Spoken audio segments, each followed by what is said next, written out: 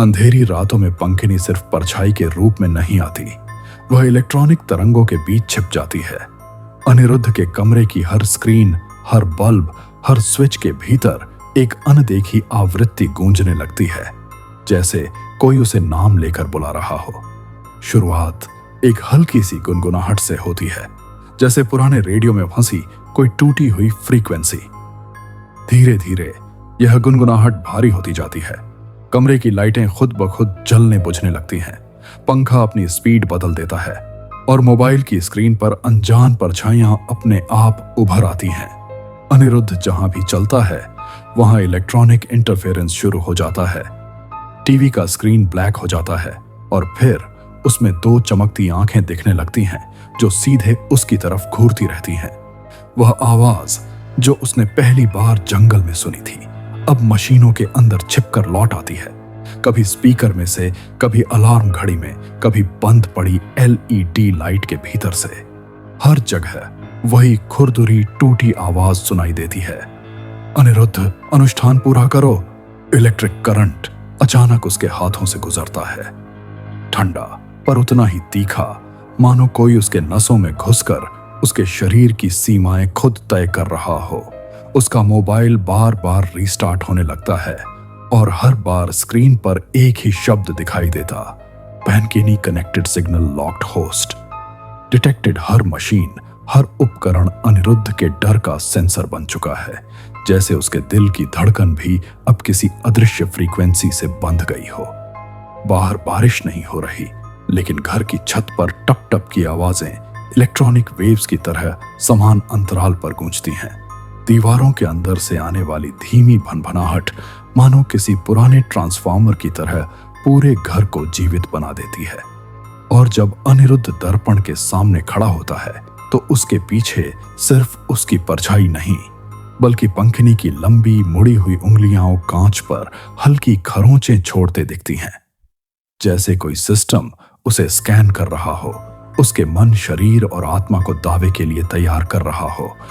अनिरुद्ध जितना बचने की कोशिश करता है वह उतना ही फंसता जाता है, क्योंकि पंखिनी अब जंगल की आत्मा नहीं रही। वह एक डिजिटल शक्ति, एक इलेक्ट्रो स्पिरिचुअल परजीवी बन चुकी है, जो उस तक हर तरंग, हर स्क्रीन, हर आवाज के जरिए पहुंच रही है। और अब अनुष्ठान में सिर्फ खून नहीं, कंडक्शन की भी जरूरत है। पहाड़ों की गोद में छिपा एक छोटा सा कस्बा था, मालधा। यह जगह बाहर से आम लगती थी, लेकिन रात होने पर हवा में कुछ ऐसा कंपन घुल जाता था, मानो कोई अनदेखा साया पेड़ों के बीच घूम रहा हो। लोगों का कहना था कि इस कस्बे के किनारे स्थित पुराने खंडहर में एक ऐसी सत्ता रहती है जिसका नाम लेने भर से ही दिल की धड़कनें कांपने लगती हैं, पंखिनी। कहा जाता था कि पंखिनी किसी इंसान की तरह नहीं थी, न वह पूरी औरत थी, न पूरी छाया।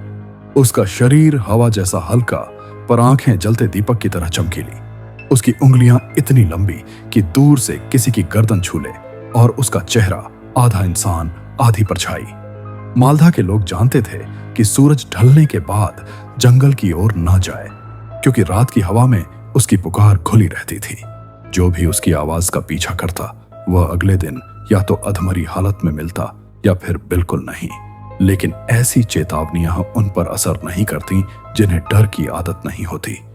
उसी कस्बे में रहने वाला 18 साल का लड़का अनिरुद्ध ऐसे ही लोगों में था, शांत स्वभाव पर भीतर गहरा बेचैनी भरा। उसके पिता महीनों पहले रहस्यमयी हालात में लापता हो गए थे और अनिरुद्ध के मन में बस यही सवाल घूमता रहता कि आखिर क्या हुआ था उनके साथ।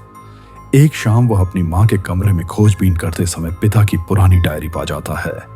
डायरी के आखिरी पन्ने पर अजीब सा प्रतीक बना था, एक उल्टी आंख जिसके नीचे शब्द लिखे थे, पंखिनी सच है और वह मेरे पीछे है। अगर मैंने कोई गलती की तो मैं उसके हाथों मर जाऊंगा। अनिरुद्ध का दिल जोर से धड़क उठा। उसने पन्ने पलटे और आगे पढ़ा। मैंने अनजाने में वह साधना की जो कभी नहीं करनी चाहिए थी, वह साधना जो इंसान को शक्ति देती है, लेकिन कीमत उसकी आत्मा होती है। मैंने पंखिनी को देखा और अब वह मुझे पुकारती है। डायरी यहीं खत्म हो जाती थी। उस रात अनिरुद्ध सो नहीं सका। पिता की हर याद, हर बात, हर हंसी उसे उस डायरी के शब्दों में घुलती हुई महसूस हुई। उसके मन में एक ही ख्याल उभरा, मुझे सच्चाई जाननी ही होगी। देर रात जब हवा ठंडी और खामोशी गहरी हो चुकी थी, वह अकेला खंडहर की तरफ निकल पड़ा। जंगल की पगडंडी पर कदम रखते ही वातावरण में अजीब कंपन शुरू हो गया। पत्तियों की सरसराहट भी इतनी धीमी लग रही थी जैसे पेड़ खुद सांस रोक कर बैठे हों। खंडहर तक पहुंचते ही उसे चारों ओर सन्नाटा और गीली मिट्टी की गंध महसूस हुई। तभी उसके सामने हवा में झिलमिलाती हुई एक परछाई उभरी। लंबे मुड़े हुए बाल, बिना हिलते होंठों से निकलती घुटी हुई सांसें और आंखें इतनी चमकीली कि अंधेरा भी उनके सामने फीका लग रहा था। यह पंखनी थी। उसका चेहरा धीरे धीरे अनिरुद्ध की ओर झुकने लगा। उसकी उंगलियां हवा में लहराई और अचानक अनिरुद्ध को लगा कि कोई उसका नाम फुसफुसा रहा है। अनिरुद्ध! उसने डर से जमीन पर कदम पीछे खींचा, पर पंखनी की आवाज अब और साफ हो चुकी थी। तुम्हारे पिता की आत्मा मेरे पास है, और अगर तुमने पीछे मुड़कर भागने की कोशिश की तो उनकी आखिरी सांस भी न बच पाएगी। उसके पूरे शरीर में सिहरन दौड़ गई। आवाज तेज और भारी होती गई। उन्होंने मुझे बुलाया था, उन्होंने मेरी साधना खोली थी। अब तुम उनकी गलती को पूरा करोगे। मेरे साथ चलो। अनिरुद्ध के चारों ओर अंधेरा गहराने लगा। पेड़ कांपने लगे, जमीन से धुंध निकलने लगी और खंडहर की दीवारों पर परछाइयां नाचने लगी। पंखनी अब बिल्कुल पास थी, इतनी पास कि उसके चेहरे की आधी मानवीय त्वचा और आधी काली छाया साफ दिखाई दे रही थी। अनिरुद्ध ने हिम्मत जुटाकर पूछा, तुमने मेरे पिता को क्यों लिया? पंखनी हंसी, एक डरावनी हॉलो हंसी, क्योंकि ताकत की भूख हर इंसान को अंधा बना देती है। उन्होंने मुझे जगाया और बदले में मैं उनकी आत्मा ले गई। अब तुम्हारी बारी है। उनके खून में जो छुपा था वह तुम्हारे अंदर भी है। अनिरुद्ध की गर्दन के पीछे अचानक जलन सी महसूस हुई। वह चिल्लाया और जमीन पर गिर पड़ा। आंखों के सामने दुनिया घूमने लगी और अगले ही पल उसे एक पुराने कमरे के अंदर खुद को कैद पाया। चारों ओर जंजीरें, दीवारों पर अजीब प्रतीक और बीच में धुएं से बनी पंखनी घूम रही थी, जैसे वह किसी अनकहे अनुष्ठान की तैयारी कर रही हो। उसकी आवाज धीमी पर घातक थी। तुम्हें अपने पिता को वापस चाहिए तो अपना खून दो, शक्ति दो और खुद को अंधेरे के हवाले कर दो। अनिरुद्ध का दिल टूट चुका था।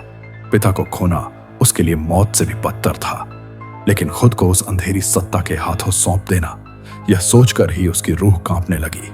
लेकिन डर के बावजूद उसने अपनी आंखें बंद की, गहरी सांस ली और धीरे से बोला, मैं अंधेरे का हिस्सा नहीं बनूंगा। यह सुनते ही पंखनी चीख उठी। कमरे की हर दीवार टूटने लगी। हवा तेज हो गई।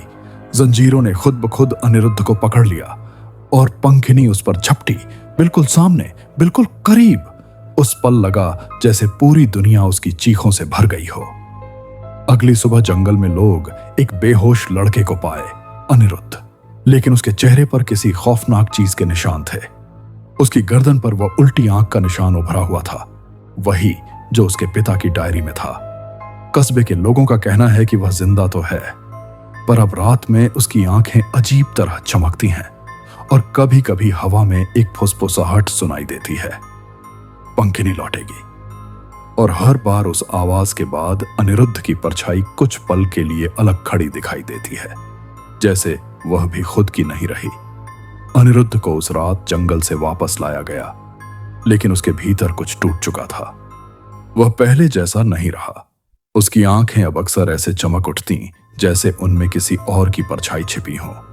उसकी सांसें बीच बीच में अचानक भारी हो जाती और उसके मन में बार बार वही आवाज गूंजने लगती, मैं वापस आऊंगी, तुम मेरे हो। उसकी मां ने उसके बदलते व्यवहार को देखना शुरू किया।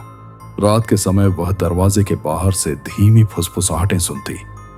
अनिरुद्ध अपने कमरे में किसी से बात कर रहा होता, किसी अदृश्य अनकहे अस्तित्व से। कभी कभी उसे लगता जैसे कमरे की खिड़की के पीछे कोई परछाई झूल रही हो, लेकिन जब वह पास जाती सब सामान्य दिखता।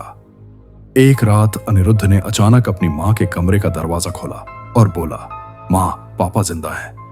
उसके शब्दों में एक अजीब कंपन था, मानो उसकी आवाज दो अलग अलग सुरों में गूंज रही हो। मां घबरा उठी। क्या कह रहे हो तुम? वो अब नहीं। अनिरुद्ध की आंखें चमक उठी। नहीं मां, वो तुम्हें बुला रहे हैं, जंगल के दूसरी तरफ से। मैंने उनकी आवाज सुनी है, साफ, बिल्कुल साफ। उसकी मां के रोंगटे खड़े हो गए। उसने सीधा जवाब दिया, तुम गलती कर रहे हो, वो आवाज तुम्हारी नहीं है अनिरुद्ध, वो किसी और की है।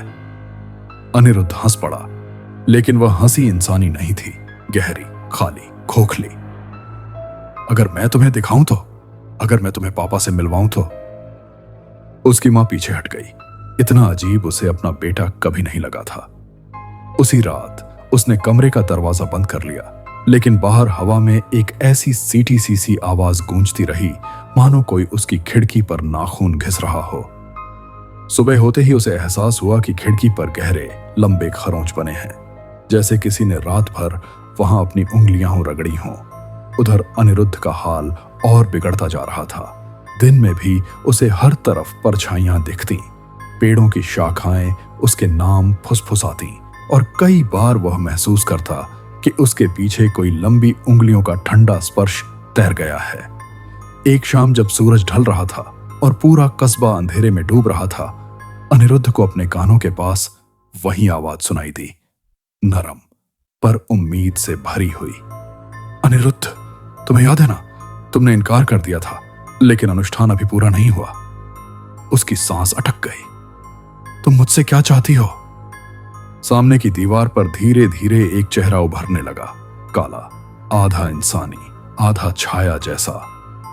मैं तुम्हें वही दूंगी जो तुम्हारे पिता चाहते थे, शक्ति, और बदले में मैं सिर्फ एक चीज चाहती हूं। अनिरुद्ध ने कांपते हुए पूछा। क्या? उसकी आवाज बदली, भरी, गहरी, हड्डियां ठंडी कर देने वाली। तुम्हारा शरीर, तुम्हारा अस्तित्व, तुम्हारी आत्मा। कमरा अचानक अंधेरे से भर गया। हवा में धुंध की परतें फैल गईं, परछाइयां दीवारों पर चढ़ने लगीं।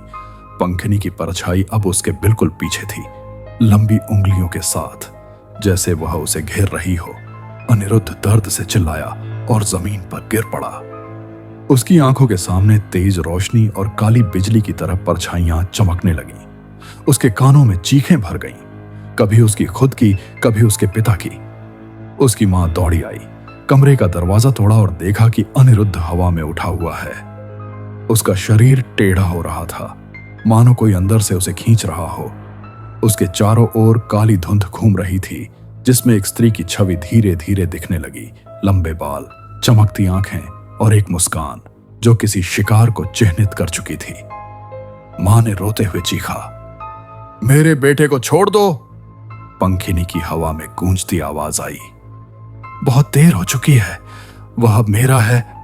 धुंध तेज हो गई, खिड़कियां टूटने लगीं, दीवारें कांपने लगीं, और फिर अचानक सब शांत हो गया।